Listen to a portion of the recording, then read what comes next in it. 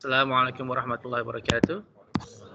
أعوذ بالله من الشيطان الرجيم. بسم الله الرحمن الرحيم. الصلاة والسلام على أشرف الأنبياء والمرسلين محمد صلى الله عليه وسلم وعلى آله وصحبه أجمعين.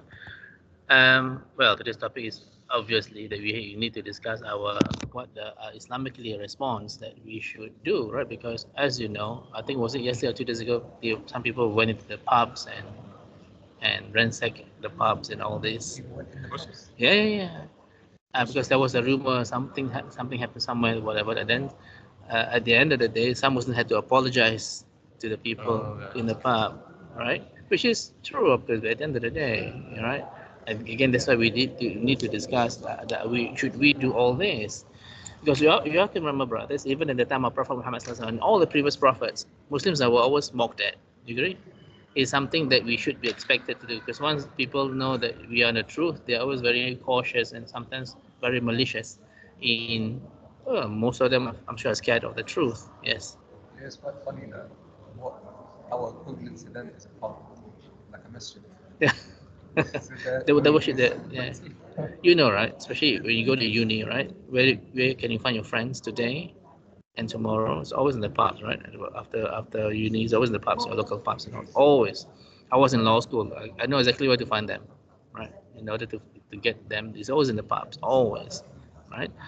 Now, so so it is important for us to understand how the Quran would provide us with the guidance how to react to certain situations. So what the main one for me to do today is to look at Surah number 41, yeah, verse number 34 to 36. 41, 34 to 36. أعوذ بالله من الشيطان الرجيم. بسم الله الرحمن الرحيم. ولا تستوي الحسنة ولا السيئة ادفع بالتي هي أحسن فإذا الذي بينك وبينه عداوة كأنه ولي حميم وما يلقاها إلا الذين صبروا وما يلقاها إلا ذو حظ عظيم وإما ينزغنك من الشيطان نزغ فاستعذ بالله إنه هو السميع العليم. The good deeds and the evil deeds cannot be equal. Repel the evil with one which is better, and then verily he between whom and you there was enmity will become as though he was a close friend. And none is granted the above quality except those who are patient, and none is granted it except the owner of the great portion which is in paradise. And if an evil whisper from shaitan tries to turn you away, then seek refuge in Allah. Verily, He is the all-seer, the all-knower. You have to remember, in this life, we have our number one enemy. Always, shaitan is always trying to tell us to do things that are counterproductive. What we must do, the last resort that we must do to react to such situations is to follow the traps that they're doing, right? Remember the videos that somebody sent in the group about, but this brother was saying that I think he was carrying something to throw in the church, and then he said that this is exactly what they want us to do. But we shouldn't fall into this bait of people who they wanted us to react, and then once we react, then they say, see, the Muslims are like this. It's so predictable, and you must never do this, right? Now, so Ibn Abbas was saying about this verse that we were saying about, right? Allah commands the believers to be patient when they feel angry, to be forbearing when they're confronted with ignorance, and to forgive when they are mistreated. If they do this, Allah will save them from shaitan and subdue their enemies to them until they become like close friends. Yeah. So it is important to know that, as you and I know, when something happened to Yusuf alayhi salam, right? He was thrown in the well, he was sold into slavery, and then he was he was tempted by the master's wife, and then he preferred to go to the prison, yeah, and he went there for many years, right? All of this on the basis of shaitan, because the first thing that started was the brothers, right? The brothers were trying to what they call it, well, they plotted to kill him literally, yeah. And this is all from shaitan, right? And if we can, at the end of the day, is shaitan forcing the brothers to do all these kind of things? No, right? Because it's all, and again, we discuss in Surah number 14, verse number 22, when the matter has been decided and is in hellfire. Shaitan will say, I didn't force them. I just tell them and they come to me. And this is quite important to understand, right? Nobody's forced us to be violent, right? But you must remember the repercussions, because at the end of the day, Islam is always under scrutiny. Everybody is looking at our faults. Agree? At everything, we are always being scrutinized. And as you know, for example, when things happen, when a Muslim did something, it's all about terrorism first. The rest becomes secondary. Whereas other people, they will always look about other things first: mental problems, mental health issues. Then terrorism comes later. You agree? Right? And this is how it is, how the whole world is treating Islam, because at the end of the day, they know that it is the religion that is going to come the fastest growing, and therefore they feel a threat to us. Yeah. So therefore, four things that we from these three verses that we must learn. First of all, repel evil with goodness. Never repel evil with evil. Imagine, for example, in the time of Prophet Muhammad SAW, if the conquest of Mecca, that was when the Prophet Muhammad SAW was able to retain back the control of Mecca. Were the Quraysh frightened? Why were they frightened? That's it, finished, right? But because of the mercy imposed to Prophet Muhammad SAW, perhaps by Allah, perhaps by His own mercy, right? That eventually everybody was spared, and on that basis, everybody took shahada. Imagine, it was such a waste when a lot of people, they were killed on the basis of a revenge by Muslims in those days. That means a lot of people were not able to redeem themselves and repent to Allah. Now, it is important that sometimes when we look at all these things that happens on the media and all this, right? You have seen from the YouTube videos, right? How was it, a Dutch minister? There was very, sorry, yeah, was really against Islam and was doing things, anything to attack Islam. In the end, with Allah's will, he himself took shahada. You have to remember, Umar ibn Khattab, he was on the way to kill Prophet Muhammad sallallahu alaihi wasallam. And imagine if because on the way to his house, he met somebody, right? And Umar ibn Khattab was telling his intention, he want to go and kill the Prophet. Imagine you were in that position of the person whom he met. What would you do? You might kill him, right? Yeah. Because how dare he want to kill our messenger, right? As a precaution. But there's a lot of intelligence in him. He just said, well, rather than go to Prophet Muhammad, why don't you sort out your family? Because his family has taken shahada, right? And he was immediately faced change and turned to his sister's house, right? And even then, right, he was very violent, right, in the house. Umar ibn Khattab he's so scary that even the shaitan wasn't able to. He's always go another way. Shaitan always go another way. Umar ibn Khattab go one way. Is he the one that's killed by the sword of Allah? Sorry? Is he the one that No, that is Khalid bin Walid. There was the leader of the Muslim army, the general in those days. Yeah. Okay, so imagine you are Umar's sister's husband, right? Because he slapped the sister, right? Your first reaction as a husband, what do you do? Fight back. Surely, right? But nobody does that. Nobody did that. And eventually, right, I think he felt so sorry that the sister was, must be bruised. I can't imagine somebody being slapped by Umar ibn Khattab so strong. I'm sure face must be blue, black, and all that, right? And he felt very sorry. And in the end, he wanted to, what are you reading, right? And then what did she say? You're impure, right? Go and purify yourself. Yeah.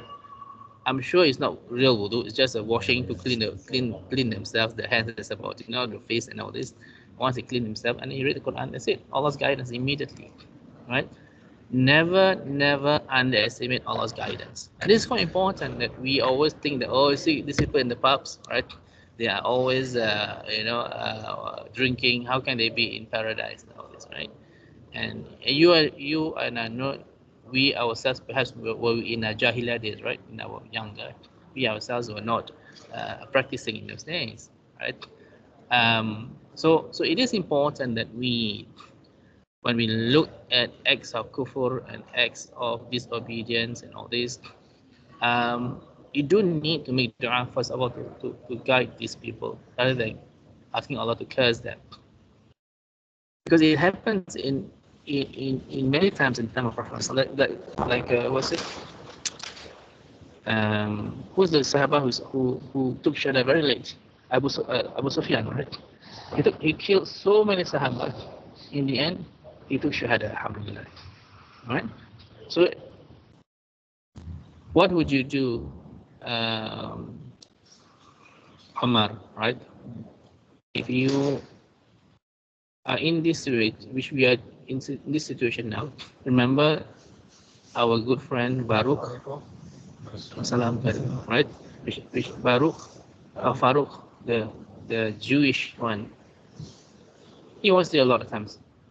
Oh.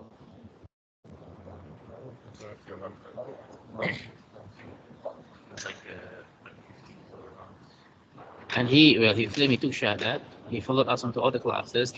Now he posted everything about Zionism, about discussing photos, which I shared in the social media. Yeah. Oh, Yeah. Okay. I mean, should we make dua to Allah to guide him, or should we ask Allah to curse him? Guide is the best, isn't it true? Right? I mean, at the end of the day, we ourselves make so many mistakes. Our mistakes can be even led to shirk, and yet we expect Allah to forgive us, right? So when people make such, well, for me, deviant and misguidance and propagate the killings of Palestinians, for example, all this, right? At the end of the day, perhaps at a later stage, they may be guided by Allah, right? Don't let our emotions get the better of us, because all of us are always making mistakes all the time. Yeah, and this is how we should really look at things when we see, even when we see among ourselves, right?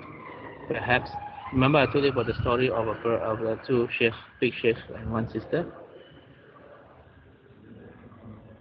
That these two shuyukhs, he was on a plane, right?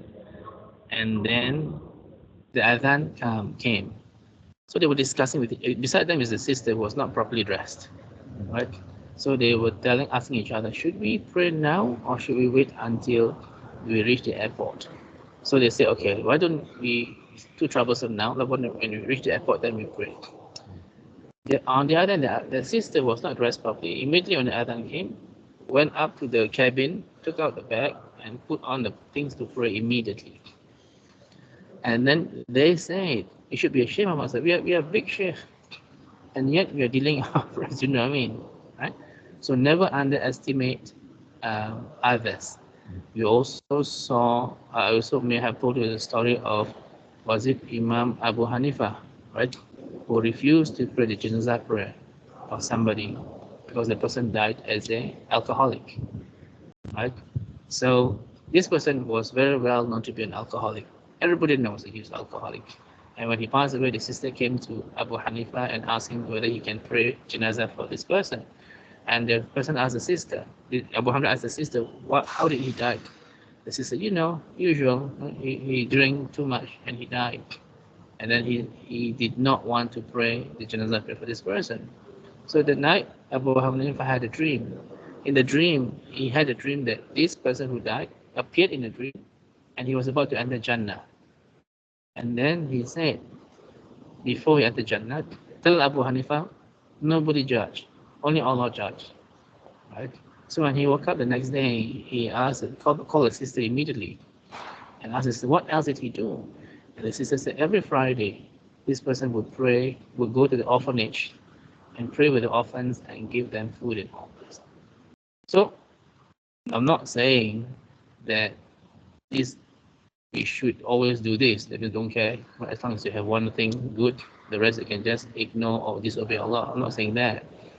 But perhaps when we are judging others in this mosque and other mosques, right? That, oh, look at this, right? he's not doing his prayer well, he's missing his prayers, perhaps he may do other things that Allah would love him in other ways. Now, it's quite important that we don't judge people. Same thing as what happened in these things, these believers that they start to attack Islam and all this. Perhaps they are really ignorant and they do not know. And you and I know, right? In general, and I'll say very frankly with you, for the past 19 years, when I meet the reverse in general are always better than us in terms of the deen. Always. In general, of course, there are exceptions, but in general, they are more sincere in the deen. They are able to understand the deen much better than all of us. Yeah. Much better or in a different angle? Much better. Yes, of course. Right? Some of my students are in Medina now, reverse, studying. Right? So I didn't say all, right? Some, many of them are actually. There's a lot of difference, right? You and I know, right, Omar? I'm speaking for coming from my side of the world, in Indonesia and in Malaysia and all this, right? There's so many Muslims, but many people don't even understand Islam at all, right? This weekend, I may have told some of you that I asked someone to make dua for me.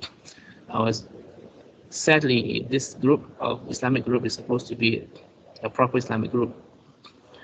So when I gave a talk and I was arguing, and they just choose a leader that represents London, they choose a female as a leader instead of a male, right?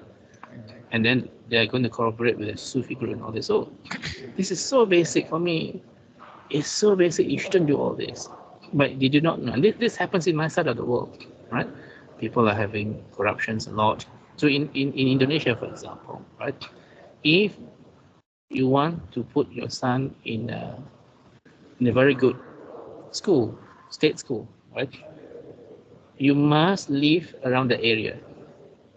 So it's not an entitlement that just because you have good grades you can get it, just as long but you must live in the area. So what happened?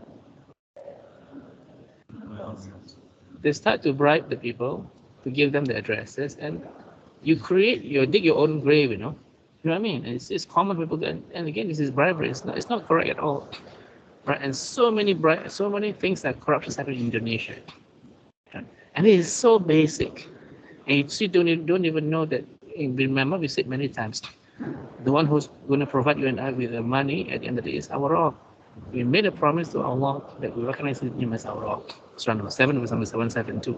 Yet a lot of people, they don't realize this, and they still think that they are the one who are responsible for the to feed their families. And it is Allah who is responsible. I can safely say about myself. Anybody self-employed here? But you know when you self-employed, right? That means if you got no students, no work, that's it. Halas, you got no money. You agree? You're self-employed. Yeah. It is up to you to make your own clients on your own. Yeah. So that means if you have no clients, you got no money. Right? As simple as that. I can safely say for me as self-employed, Allah has never made me as no clients. Never, 100%. And this is how it is. Allah provides, not you.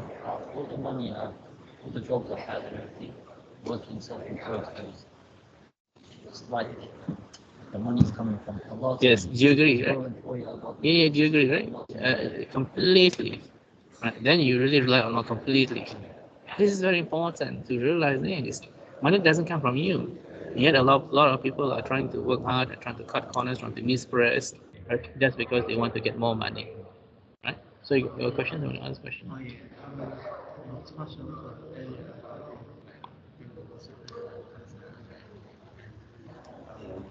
You know, you see these imams, like, even especially they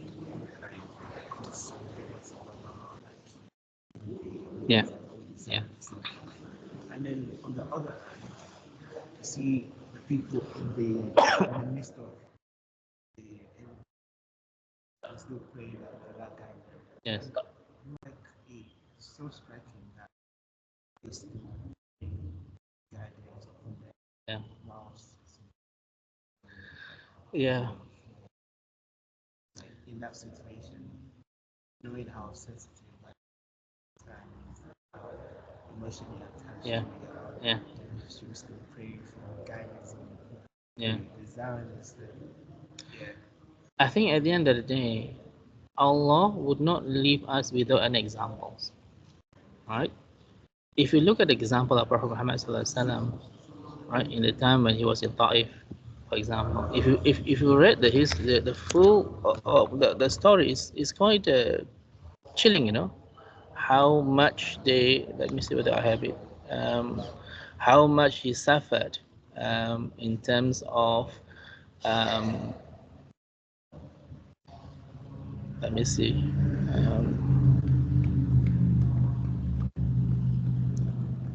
No, I'm sure I have it, but I couldn't find it. But in a sense, how if you read the full story about this, see what we read, it was just about, okay, he was thrown by stones, that's about it, right? In general, right? He went to do da'wah, in summary, and he was stoned by the children, and then that's it. And then he left, and the angels tried to, you know, destroy them, and he said no, right? That is the minimum story. But if you read the details, is huge. How much he was trying, he was soaked in blood. That his shoes are filled with blood, right? And then he was trying to rest, and then the people in the local police said, no, you can't even rest here, this is not a place for you, leave. And he was so distraught, and as I said, the shoes were filled with blood. And let's say if an angel comes, let's say you were in this position, right? An angel comes to you, do you want to destroy them? What would you do? Precisely, right? But he did not. He didn't say that at all in terms of how injured he was. It's not small injury, it's huge injury. And yet he was still saying no. Perhaps they will become Muslim one day. And that is my example to you. You have to answer to your question, right? Now, of course, if you are in the position of Palestine, it's different, but we are not in the position. We are just an observer. But you don't even feel the hurt in all this. And how can we make dua for them to be destroyed in a sense? You know, and we have an example here, right? That the Prophet Muhammad wanted them to be saved by Allah. Perhaps they will become guided one day. And this is a good example. And the second example, as I said just now, in the conquest of Mecca, right? The Prophet Muhammad will forgive everybody. He could have executed all of them because they themselves expected to, that's it, finished, die. But no, they were spared. And on that basis, they become one of the best Muslims. And this is important that we, as it is, right? For example, Grenfell Tower, how many years ago was that? 8 years ago. Imagine if you were, is it Yusuf? If you were in down there, right? Don't tell me, okay, I only save the one in the hijab, the one in the long beard, right? I don't care about the disbelievers. They just can rot in the fire, right? Can burn in the fire.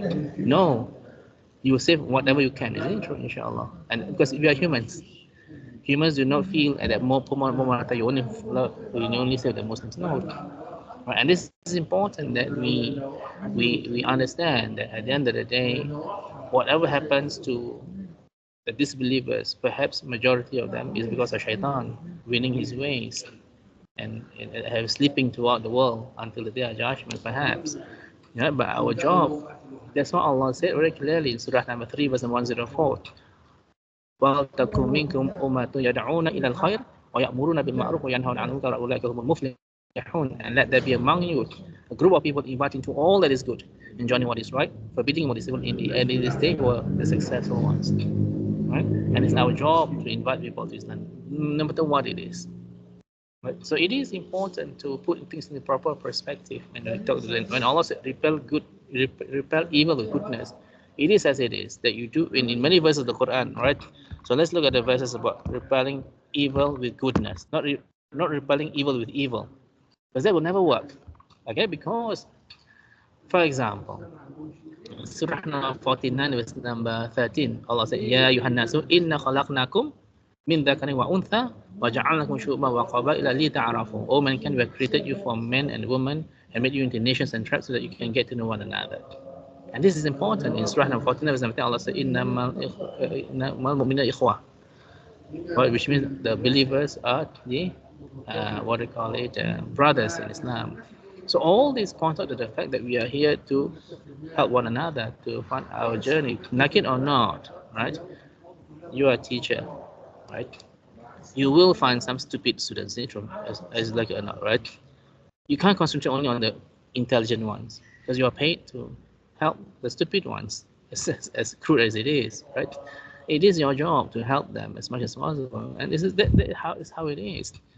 And people do not know who is Allah is when you are already, all of us have already met Allah. We still refuse to acknowledge. Well, they're the stupid ones. At the end of the day, don't use your brains.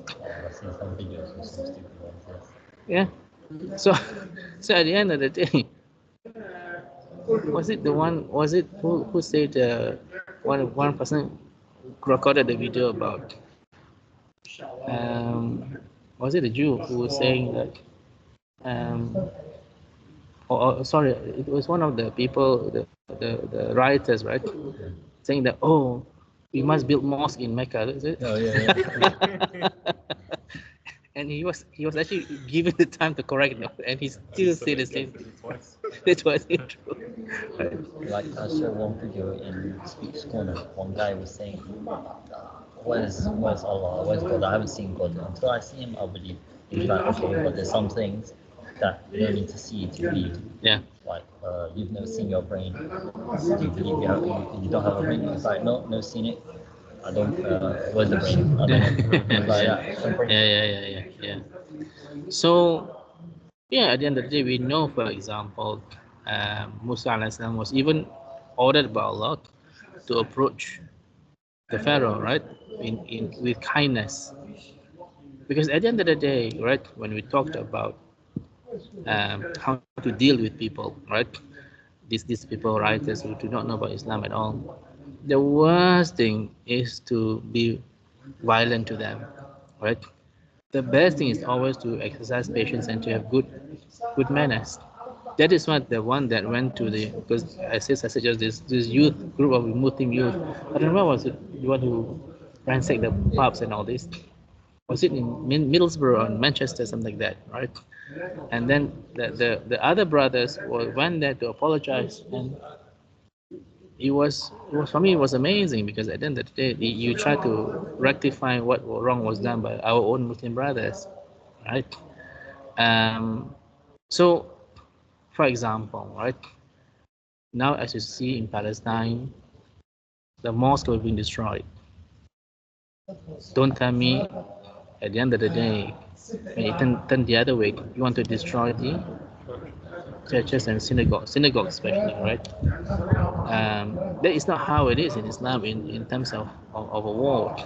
One of the conditions that you must never do a few things. You must never destroy the church, the people as in working for the church, the elderly and the women and the children must not be touched at all, right? Doesn't mean that they do this to us in Palestine, doesn't mean you do the same thing to them. That's not how it works in Islam. It's quite important that we really understand this, right?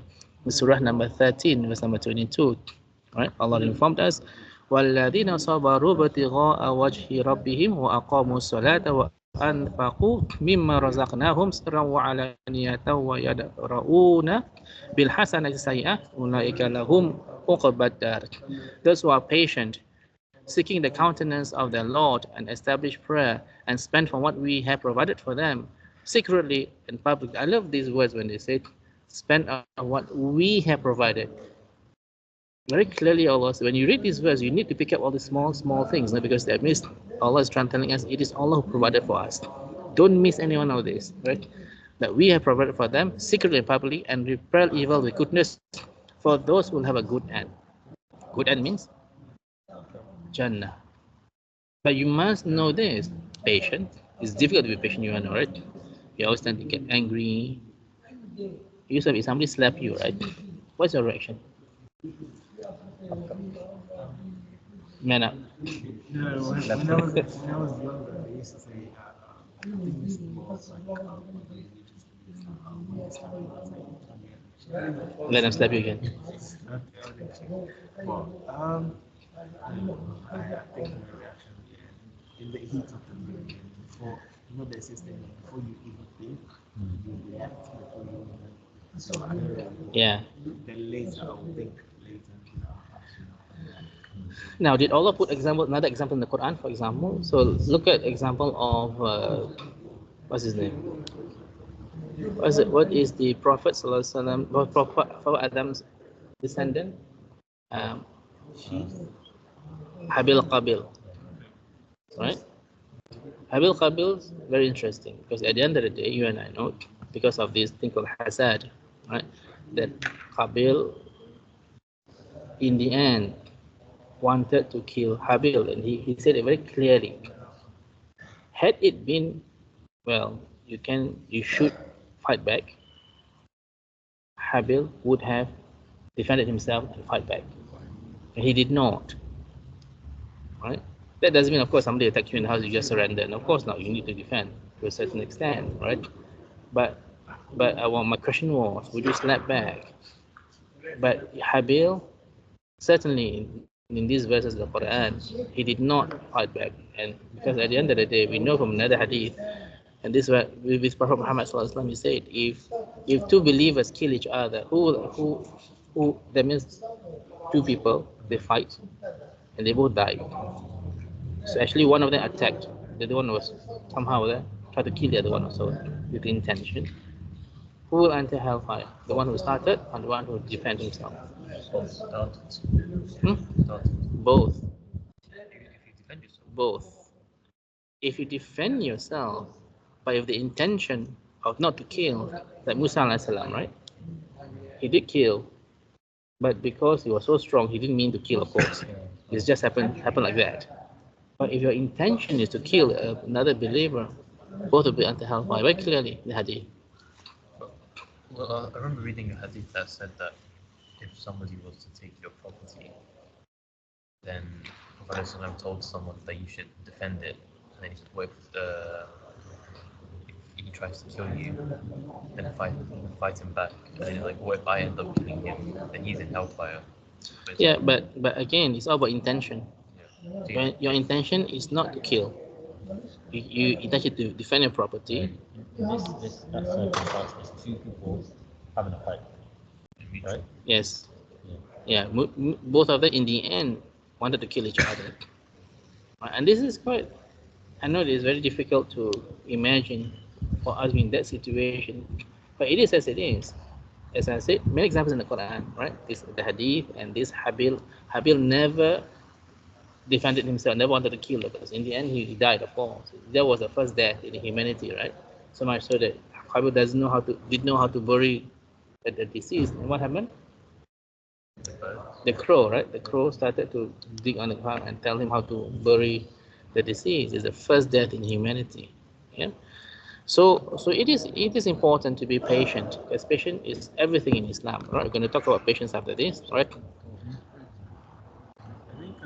Don't close. I was going to say another example is Yes. he has a story about they actually came out to meet. Yes. Yes, 100%. Yeah. Everything was peaceful. So in the hit of facing people coming to attack you in the face, when I read that and listened to it, that's perfect. Yeah, because that's why it happened in this mosque, right? Because I think about many years ago, a lot of protesters were outside. And I was making the same suggestion. Why don't this mosque community just go out and bring tea, bring cakes? And this is more productive than trying to be reacting in an adverse way. Yeah, I was very impressed with that. Right, they came out and people and they shake hands and everybody was very happy in the end. Alhamdulillah. Right. Now, Prophet Ibrahim and his father. Right. What happened to Ibrahim alayhi salam? What did they threaten to do to him? It's in Surah number 90, verse 46 to 38. Yes. What's the name of the father? Azar. Azar is the name in the Quran. assassin with the father. What did the father threaten to do? Because Ibrahim was trying to make da'wah to him. He threatened to stone. If you don't leave, I will stone. Right? This in When he was, the father said, "Do you reject my God, O Ibrahim? If you don't stop this, I will indeed stone you. So get away from me safely before I punish you." Right? So even in that state, right, Ibrahim alayhi salam was still very, very polite to the father. Right? What did he say? Ibrahim said, "Peace be upon you. I will ask forgiveness of my Lord for you. Verily, He is unto me ever most gracious. And I shall turn away from you and from those whom you invoke besides Allah, and I shall call to my Lord, and I hope that I shall not be unblessed in my invocation to my Lord." Still I can do out to the father. So all these many examples are also in the Quran. It's just for fun for us to reflect when we come across these kind of situations, inshallah. Yeah.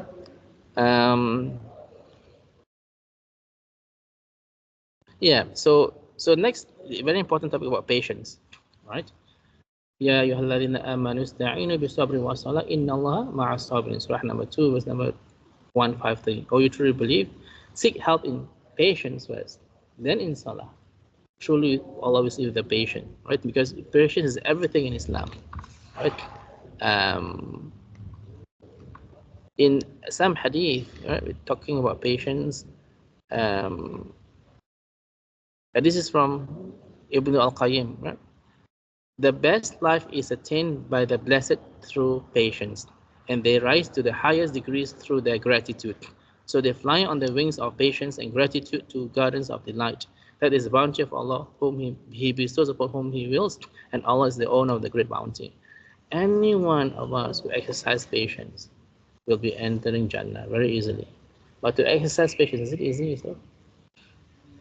Especially with your wife, yeah? Married? Yusuf? Married? no, Married? Married? So you do not know how three of us feels.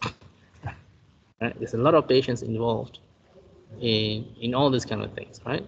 That's why a lot of marriages end up in failure, in divorce, because somehow or other they don't have patience at all. It requires a lot of patience, right? I'm not just about little, a lot of patience when involved the female species of Allah's creations, Anisa. the Yeah? bent rib. Sorry? The bent rib. Yeah, you cannot straighten the rib, right? Because it will break the ribs. Yeah. Enjoy it whilst it's straight. Whilst it's bent. Enjoy what is straight. No, it's I was just going to say, like, just add to what you said. Again, I'm sure I'll be Certain extent. and I was making it perfectly. I've learned that I need to get that out first Before the ammunition comes. before it comes. But what I was going to say is it's very interesting that even like the Japanese, the one that as a person to relate to get on with just like women just in general, like they'll tell you they're doing it. But when it comes to like, maybe the prospect of like marriage, kids, all that, but the praying, you're this or you're like so they still have that character. They are the gleam, Yeah. I think it's when they have emotions for you, they'll act emotional. So it's not logical anymore. It's embedded in emotions, so it's hard to connect with them. Yeah, But it's and- because they have feelings for you. Not only that, I think when you have lack of patience, right, you tend to backbite. You agree? Because you want to let something go, Yeah. right? If only one day, right, you saw Allah give us permission. Okay, on this day, 29th August, right, 2024, you can do whatever you want to backbiting. I have so many things to say. yeah, You know, in my life, right, in my experience, but we are not allowed to backbite, even to a certain extent, right? This is relating to patience, of course. Even when Aisha Anha was saying about one of the wives was short. What's the name? I was forgot this hadith, right? The name of This Some short one or the short one. They say, oh, this person was short. And even Muhammad SAW said, what you say to Aisha was enough to contaminate the sea. The sea is so pure, if all of us go there and pee, poo, whatever it is, it's still pure.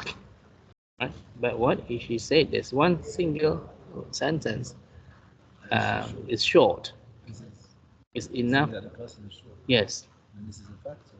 Or she is short. she's short, but She's mocking her. I can describe, for example, sorry, I can describe, oh, black Nigerian. I don't mean anything, but just want to describe him, right?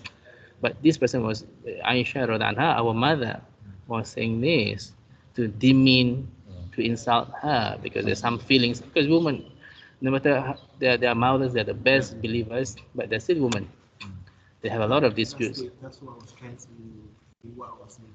Yeah. You just said it that the women who still always comes out. Oh, yeah. Yeah, they're the best present, but the woman still comes out, right? Because and you have to know that in those days, the wives were divided into two groups. Hafsa, Aisha was in one group, all the ones in another group. They always clash, right? Especially when time to, especially when they were regarding their time spent with Prophet Muhammad. They want more and more. Some of them they give some tricks, you know. They know Muhammad like this honey. So they purposely give more honey, right, in Surah At-Tahrim, right? So that they can Muhammad can spend more time with that wife, right? But you know, subhanallah, we have a prophet who the wives are from different ages, right? Remember Salama, when the husband died, the husband was a very big Sahaba, right? And she made a dua to Allah, right? Allah chose her with the one who, because she was saying, who can be better than my husband who died in the battle? But Allah has his own plan.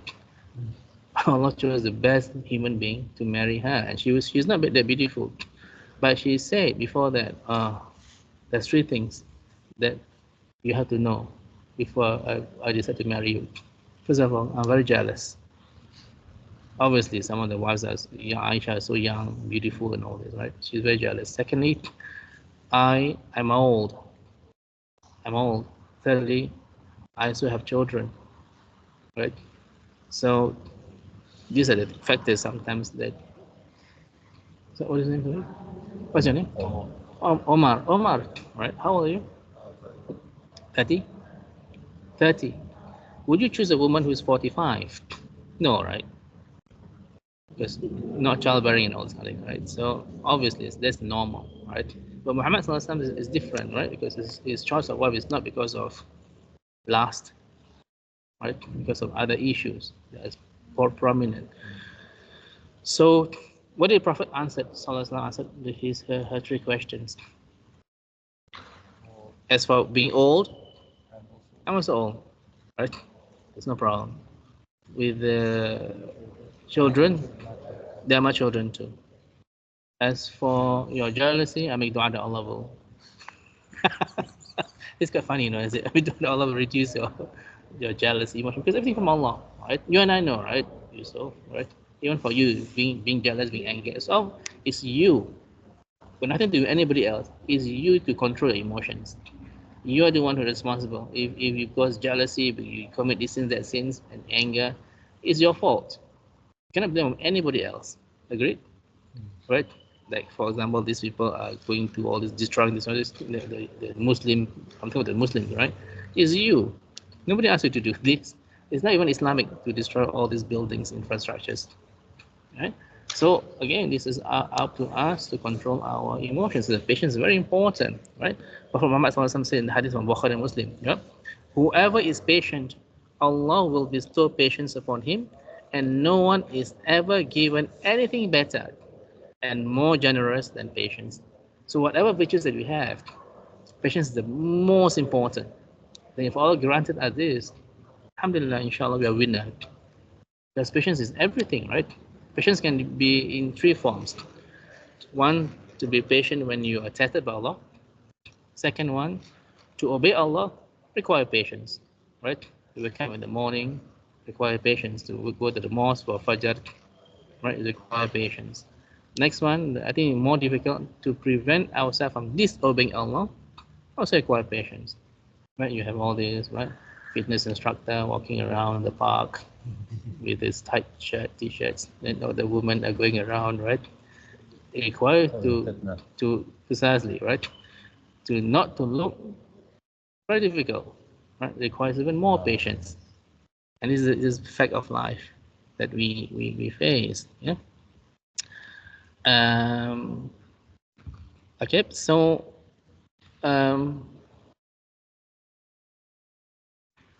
Umar ibn Abdul Aziz, may Allah be pleased with him, said, Allah has not bestowed any blessings upon his slaves, then taken it away and replaced it with patience. And what he has compensated them, which is with is better than what he has taken away. So patience is everything. And you and I, we must make a dua for Allah to grant us patience. What is the dua for patience in the Quran?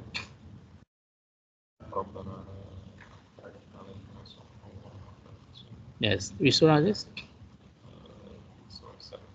What's number? 126. Dua of from who? The magician, sorcerers, right? Rabbana afrigh alana sabran wa tawaffana muslimin, because they were threatened by the Pharaoh, right? Chop off the right hand, left leg, left hand. They don't care. They just ask Allah two things, right? Patience. That is Muslims. SubhanAllah. That's the best thing. Allah mentions dying as Muslims right after patience. Yeah. I guess to be patient with pretty much everything, remembering that you're gonna die, helps. Yes. It's like if you have some problem with I don't know, your car and your house, whatever, Yeah. blah, blah, Yeah. remembering that you're gonna die. Yeah. It's gonna be nothing. Yeah. Helps. It's amazing, right? Another dua regarding patience is Surah number 2, verse number 250. Rabbana afrigh alana sabran wa thabbit aqdamana wansurna ala qawmil kafirin. Right? Asking Allah to grant us patience, to us to be steadfast, and to ask Allah to help us against the disbelievers. Who said this dua? Jalut, right? Talut and Jalut. Jalut is the king of disbeliever, right? Goliath, right? Who killed Goliath? Dawood alayhi salam, right? So in that moment, right, when the Bani Israel refused to move because Goliath was supposed to be very big, and the armies were supposed to be very massive, right? And they made dua to Allah.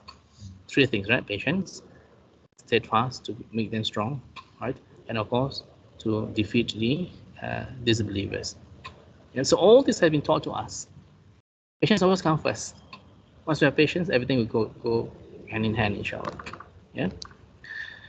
Now to forgive, right? To forgive others is very important, right? In Surah number 24, verse number 22, Allah said, وَلْيَعْفُوا وَلْيَصْفَحُوا أَلَا تُحِبُّونَ أَنْ يَغْفِرَ اللَّهُ لَكُمْ وَاللَّهُ غَفُورٌ رَحِيمٌ. And let them pardon and overlook. Would you not like Allah that Allah should forgive you? And Allah is often forgiving, the most merciful. That means, are all of us sinning all the time? Of course, every day, right? Some of us even, not us, inshallah. Some people even commit shirk in the kind of sins, right? And they expect Allah to forgive them. Yeah. So it is important that we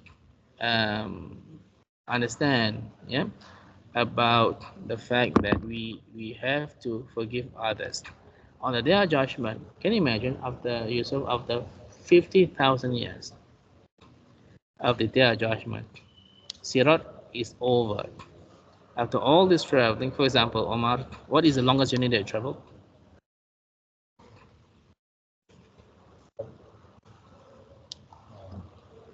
In time or distance? That's this. Okay, you went to Singapore, right? Long journey.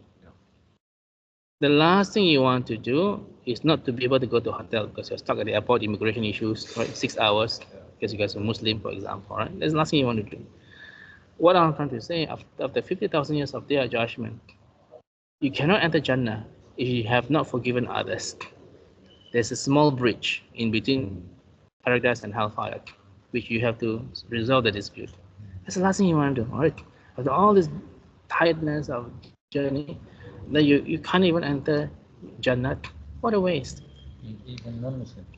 Sorry? Even non-Muslim, you haven't forgiven a non-Muslim. For that, yes. For this one. Everybody. Everyone. Right? Ask for forgiveness or even if they don't ask? If they ask for forgiveness, you don't forgive, then that's your problem. So let's say if I've wronged all of you, right? I send an email, please forgive me. I love you. I love you for the sake of Allah. That's it. And oh, this is not sincere. That's your problem. I've said my sorry. You don't forgive me. I have wiped out my hands. If you didn't send the email. That means if you didn't send the email, then we look at the example of one of the Sahaba, right?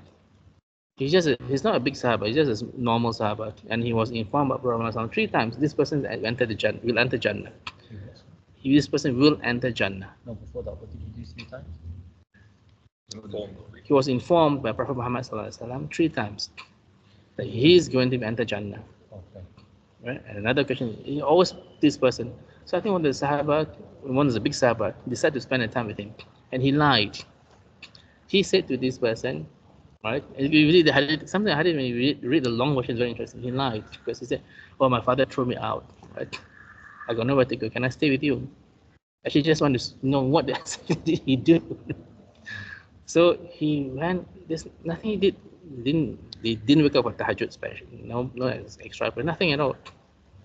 Then in the end, he comes, sorry, I lied. I just want to spend time with you. So I want to see what did you do, right? And it's just because he forgive everybody before his leave.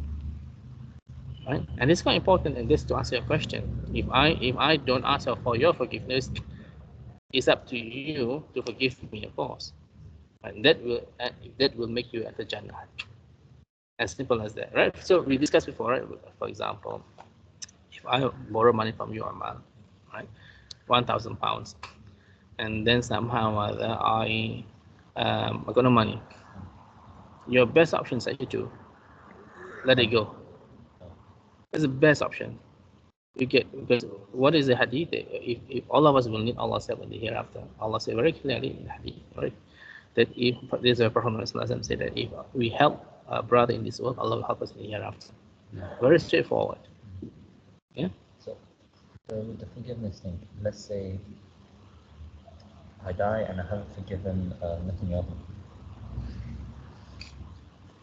Is that the same?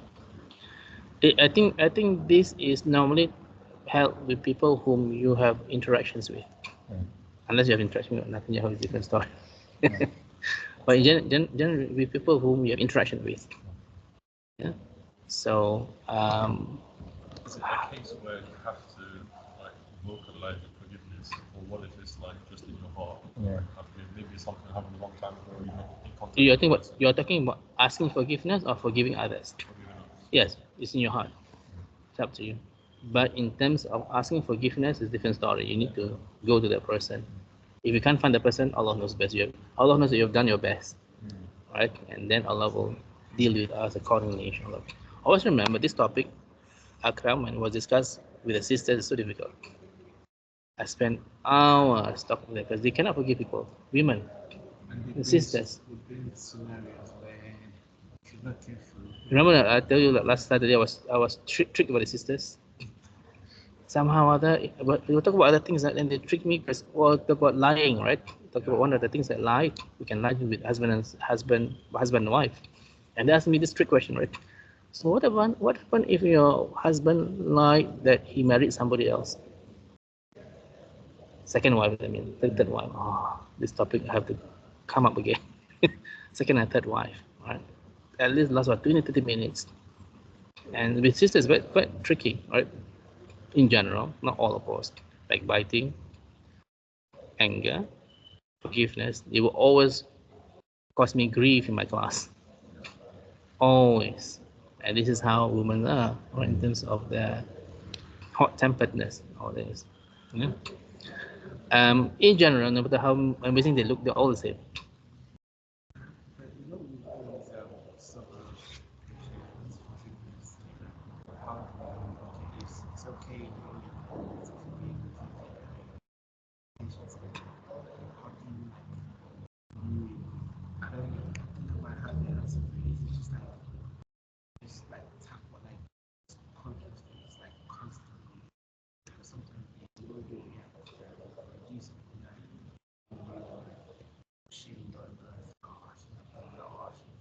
I think about patience Yeah. that we discussed just now.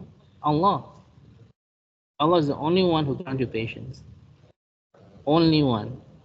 And it's quite important to realize this. So Allah must come first to grant us patience. Right? And once you grant patience, then okay, as you said, other things come in. But Allah must come first. It is Allah who will grant us patience in anything, any situations. And because it's ironical, right? Because now I'm thinking about you, right? Some people, they have problems, they go to anything first except Allah. Allah comes later. Allah must come first in anything, any situations. He must come first. Didn't we say, Iyaka na'budu wa iyaka nasta'in? Only to you we worship, and only to you we seek help. Must come first. You mentioned how many between males and females enter paradise. A lot of females went to hellfire. More men enter paradise than women. Yeah, because of that. Yes. No. That reason was because they are ungrateful to your husband. You're not married, right? You will know later. Right? That's the hadith. Yeah, because yes, it's hadith. Yeah. No. He was thinking about what the reason why many women enter hellfire is because of this. Because they will forget many things that you do, the good things, especially when you start doing things that they don't like. Whatever things you do is not forgotten. They will remember this for life. Do something for them all the time, and then you miss it once. You never do anything. Like the goalkeeper. Yeah, your goalkeeper would never. Yeah. Also, more like poor people enter than rich people. Yeah, this is another hadith, right? Because obvious, right? Because more rich people are with the dunya, busy with the dunya in general. I don't know if you know this.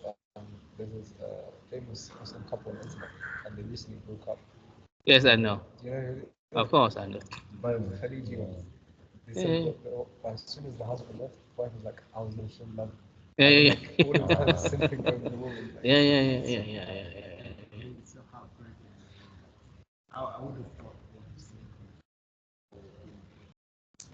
forgiveness. I would have thought the same. It brings so much. I can think about so many things that would have done everything. So your own personality and even I'm not saying that my wife personally, and it can feel so heartbreaking that Yes. it just gets thrown back in your face. Yeah. But that's how women, when you get married, let me know. But of course, brothers, the marriage, the marriage itself is beautiful. Do you agree? There are many other things, of course. And that's why, in general, why marriages break in Islam. The Muslims, when things happen, they never think about all the good things that the wife has done or husband has done. Or they don't think about these bad things. You need to think about other things. How much they have supported you, babies, children, bear the children, child for 9 months, and it's not easy, right? So we must think about the good things about another person too. Yeah. Sorry, what's it? I wanted to ask, let's say, because a lot of us are not married, what would be the smart thing to do in situations? In what sense? Like, for example, you never show me love or something like that. What would be the best thing to respond? If you say, I do show you love, I know. No. please be quiet. Be quiet. I Do you agree? Do you agree? Be quiet. Do you agree? Let's be quiet. I mean, you can say once. You can say, but I have an idea. what? When she says, what did she say? Talak. You never showed me love. Ya Allah, give me the ability to show her more love. See, yeah, she would never. No, that doesn't work. You're not married, so you do not know. That's That's I think the best thing to do for them that is the worst. What? You to be silent because she expects response from you, and she wants you to be fight. But just silent is your best weapon. So you should be silent. Or Silent, Karam. Just silent. Just silent. she's not angry. Because sometimes no brother. Sometimes you and I know, right? When we are angry, we say things that we don't mean it. Just keep quiet. The next day then solve things. I can guarantee you next day they forget. Do you agree? Or they Whatever- come to make it. No. Next day they forget everything horrible thing that they say they forget. Because it's just their nature. Welcome to the married world, inshallah. You should know. Is that funny? Right? Okay. So this is a very important topic, right, to deal with situations that happen today. So another things that we can do, of course, right? Before that, we need to understand that we need to seek help in Allah from shaitan. Shaitan is always the one who tries to tell us to do this, do that, most of the time against what we have been commanded by Allah to do, right? As I said just now, to fight back these people, to do things, everything that is the one of the most prized possessions, especially within believers, right? For Shaitan will do what do they do? To sow dissensions, especially between husband and wife. That's the most prized possession, because when things happen husband and wife, as you know, right? It affects everything, right? It affects your salah, but it affects many things about your day, if you're very moody, right?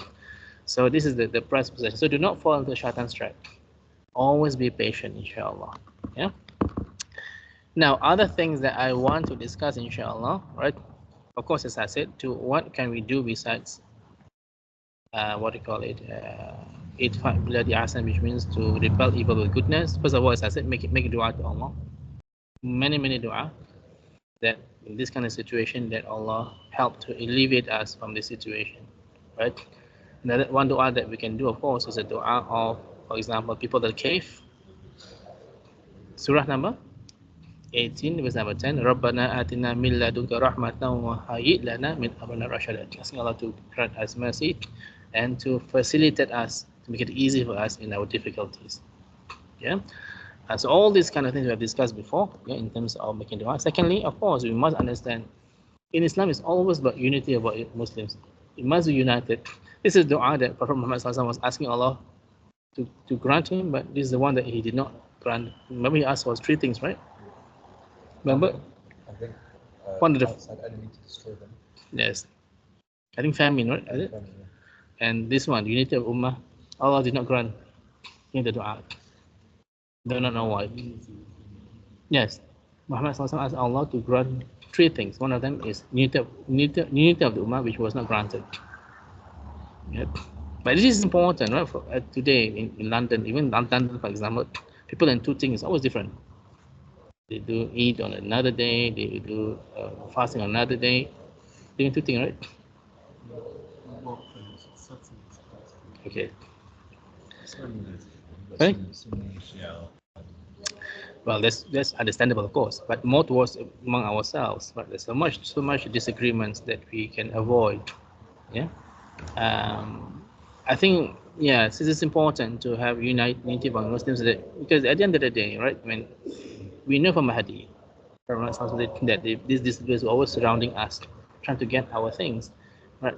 In Egypt, in Saudi Arabia, in all these Dubai, in all these countries, right? On the cities and all this, find a lot of disbelievers, the Americans especially, they eat up their things, right? Do you agree? Well, who's controlling the oil in Saudi Arabia? It's Aramco, right? So it is what Prophet Muhammad has predicted, that resources that we are given by Allah, the disbelievers are trying, and they have able to get their hands on it. Yeah, and yet all of us are not united, right? But if you only united, that's why we need, honestly, in the future, inshallah, the Khalifa or Caliph is very important to unite. Because if we're talking about Catholic, for example, there's always the Pope, right, as a speaker. Now there's nobody to speak for us. This person said this, that person said this, right? Pakistani say this, Bangladesh say this. Pakistan and Bangladesh said they cannot get along. How many people have you heard Pakistani Muslim married Bangladeshi sister? Very rare.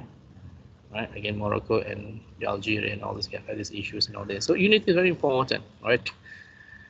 Next one, don't allow all these acts to prevent us from going to the mosque. I know some people don't like to go out now because of these events. This is all. We need to understand. Wallahu ghalibun ala amri, walakin akthara nas la ya'lamun. Surah 12, verse 21, which means Allah has the full power control of all His affairs. Don't be scared, right? But most men do not know about this. Yeah. As I said just now, maintain good manners, yeah, in order to deal with these people, right? So that you need to make sure that they understand the true Islam, which is all about akhlaq. Prophet Muhammad said, "Bu'ithu liutamima Makarim al-akhlaq means I've been sent to perfect good manners. Right?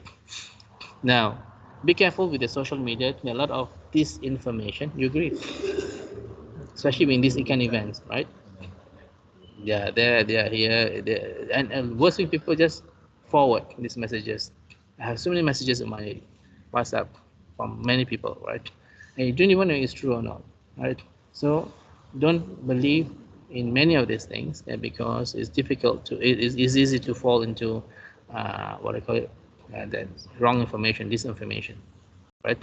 You should of course write to your MPs and all this in order to ask them what have you done, right, in order to dispel all this, to protect the Muslims and the mosques and all this. Of course, we understand only Allah protects, but we need to tie the camel, inshallah. Questions before we end, inshallah? just gonna say, you know, when you out in the day, yes, I remember a story of a man in the streets and some artists wanted to me was another kindness and show. Just imagine